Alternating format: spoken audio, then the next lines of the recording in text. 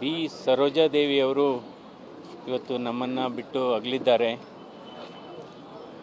ಇದು ಕನ್ನಡ ಚಿತ್ರರಂಗಕ್ಕೆ ಮಾತ್ರ ಅಲ್ಲ, ಇಡೀ ದಕ್ಷಿಣ ಭಾರತದ ಚಿತ್ರರಂಗಕ್ಕೆ ಇದು ತುಂಬಲಾಗದ ಒಂದು ನಷ್ಟ. ಈ ಸಂದರ್ಭದಲ್ಲಿ ಅವರ ಆತ್ಮಕ್ಕೆ ಶಾಂತಿ ಸಿಗಲಿ ಅಂತ ನಾನು ಆ ದೇವರಲ್ಲಿ ಪ್ರಾರ್ಥನೆ ಮಾಡ್ತೀನಿ. ಅವರು ಚನ್ನಪಟ್ಟಣ ತಾಲೂಕಿನ ದಶಾವರ ಗ್ರಾಮದಲ್ಲಿ ಹುಟ್ಟಿ ಇಡೀ ದಕ್ಷಿಣ ಭಾರತದ ಎಲ್ಲ ಭಾಷೆಗಳಲ್ಲೂ ನಟಿಸಿ ಅವರ ಪ್ರತಿಭೆಯನ್ನು ಗುರುತಿಸಿ ಭಾರತ ಸರ್ಕಾರ ಅವರಿಗೆ ಪದ್ಮಶ್ರೀ ಪ್ರಶಸ್ತಿ ಮತ್ತು ಪದ್ಮಭೂಷಣ ಪ್ರಶಸ್ತಿಯನ್ನು ಕೊಟ್ಟು ಕೂಡ ಗೌರವಿಸಿದೆ. ಏಕೆಂದರೆ ಅವರು ಅಪ್ಪಟ ಗ್ರಾಮೀಣ ಸೊಡಗು ಮತ್ತು ಗ್ರಾಮೀಣ ಸೊಬಗು ಅಂತಲೂ ಹೇಳ್ಬೋದು.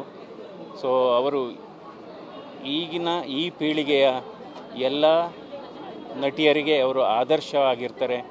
ಅವರು ಯಾವಾಗಲೂ ಅವರು ಮಾಡಿದಂಥ ಚಿತ್ರಗಳ ಮೂಲಕ ಅದು ನಾಯಕಿ ನಟಿಯಾಗ್ಬೋದು ಅಥವಾ ಪೋಷಕಿ ನಟಿಗೆ ಆಗ್ಬೋದು, ಅದ್ಭುತವಾದಂಥ ಸ್ವಾಭಾವಿಕವಾಗಿ ಬಂದಂಥ ಅದೊಂದು ಪ್ರತಿಭೆ. ಅವರ ಆತ್ಮಕ್ಕೆ ಶಾಂತಿ ಸಿಗಲಿ ಅಂತ ಈ ಸಂದರ್ಭದಲ್ಲಿ ಕೋರ್ತೇನೆ. ನಾನು ಒಂದು 10-12 ವರ್ಷದಿಂದ ಒಂದು ಮದುವೆಯಲ್ಲಿ ಭೇಟಿಯಾಗಿದ್ದೆ. ಬಹಳ ಪ್ರೀತಿಯಿಂದ ಮಾತಾಡಿಸ್ತಾಯಿದ್ರು. ಯಾವಾಗಲೂ ನಗುಮುಖ. ಸೊ ಅಂದರೆ ಬಹಳ ಸರಳತೆ ಕೂಡ ಇತ್ತು ಅವ್ರಿಗೆ. ಸೊ ನಾನು ದೊಡ್ಡ ನಟಿ ಅನ್ನುವ ಏನು ಆ ಥರ ಇರಲಿಲ್ಲ, ಭಾಳ ಸರಳತೆಯೂ ಇತ್ತು. ಒಂಥರ ಗಟ್ಟಿ ಧ್ವನಿ, ಚೆನ್ನಾಗಿ ಮಾತಾಡ್ಸೋದು. ಅಲ್ಲ, ನನಗೆ ಒಂದು ಕಿತ್ತೂರು ರಾಣಿ ಚೆನ್ನಮ್ಮ, ಇನ್ನೊಂದು ಭಾಗ್ಯವಂತರು. ಯಾಕೆಂದರೆ ಭಾಗ್ಯವಂತರಲ್ಲಿ ಅದು ಒಂದು ಕೌಟುಂಬಿಕ ಕತೆ.